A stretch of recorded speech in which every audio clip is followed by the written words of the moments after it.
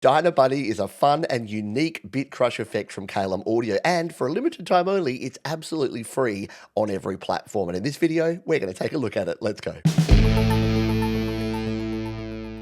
Here on your iPhone or iPad, to download the app, go to the App Store, search DynaBunny, and hit the Get button.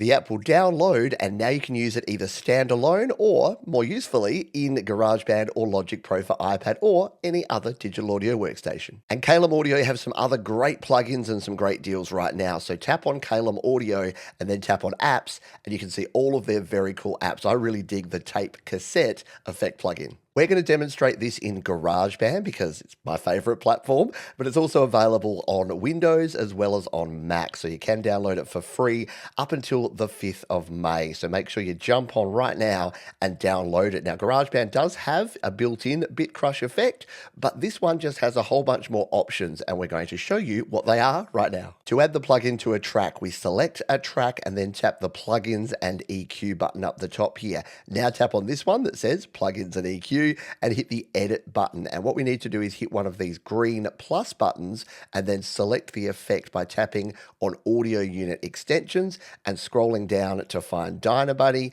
and tapping on it there. And to check out the options, tap on the logo.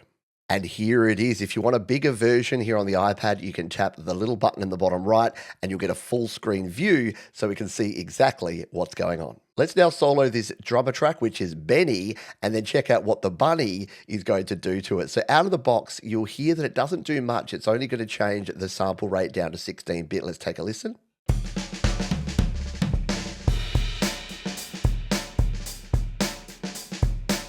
So you can see there that nothing really has changed. It's not until we come in here and start adjusting these that we're going to get a bit of a different sound. Now, the two main dials you'll want to play with here are the sample rate, which can go from 48 kilohertz all the way down to virtually nothing. So we'll show you what that does now by dialing down the sample rate as we play back this drum.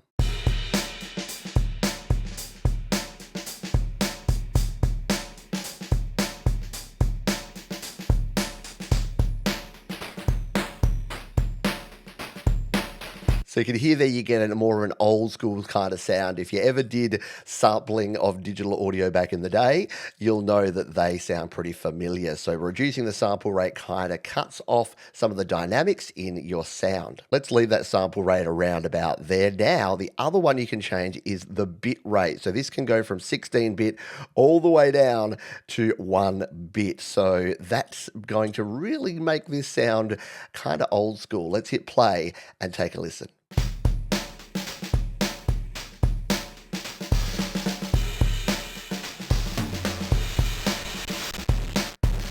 So you can hear there that as you go right down on the bit rate, it really does start sounding a bit too distorted and a bit crunchy. So you need to use it a little bit subtly. You can also smooth out the edges. You've got a range boost over here as well as an envelope. So let's dial these two in around about the middle and then have a quick play with the range boost and see what this does.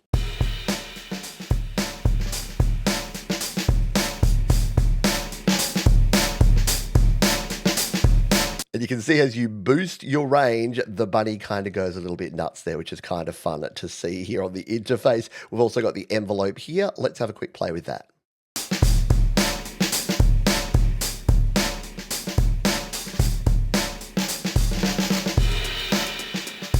So you can really dial in some precise sounds, and you can make this as subtle or as extreme as you like. Finally, you have a mix knob, so if you don't want all of that to be mixed in, you can mix in just a proportion of the sound here using the plugin like so.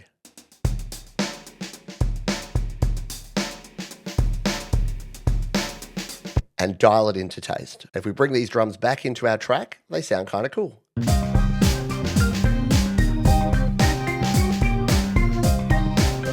Just gives it that rougher, kind of less clean sound that's going to work well in your tracks. You can, of course, use this on melodic instruments or bass or vocals or anything you like. Let's give it a try on this synth piano. So once again, we're going to be here in the plugins and EQ, hit edit, hit the plus button, go over to our audio unit extensions and grab our DynaBunny. Now hit done Tap to open our Bunny interface, and this time let's full screen it so we can see the Bunny in all its glory. And you'll notice at the top here, as well as the ability to dial everything in, you can also drop down and grab some factory presets. So let's have a little listen to the Cyber Hop. You can see here it's dropped the sample rate down to 1000 Hertz.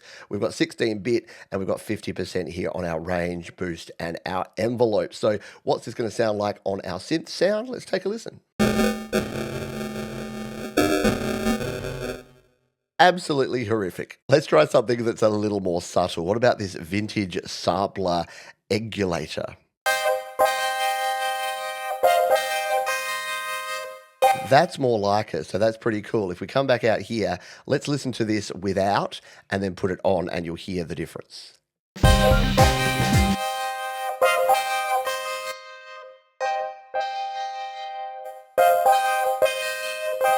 So you can hear there that it just roughs it up a little bit and brings it more to the front of the mix so it can stand out more in our final track. Now, as mentioned, there is a bit crusher effect right here in GarageBand, but you'll notice you've only got two dials here, your resolution and your down sampling. So you've really only got the equivalent of two of these dials. The benefit of downloading and using DynaBunny, again, for free right now, is you also have the range boost and the envelope, as well as a mix knob, which can be super handy for getting the sound exactly the way you want it. So there you have it, a simple but super fun plugin here. You can use this in GarageBand as well as Logic Pro, Cubases, you name it, you can use it there. And you can check out the links in the description below if you want to check out all the ways and places you can get it. But make sure you do it in the next 2 weeks, otherwise it will go back to its original price. So grab it now, grab it for free, let me know what you think in the comments below, and I'll see you on the next one.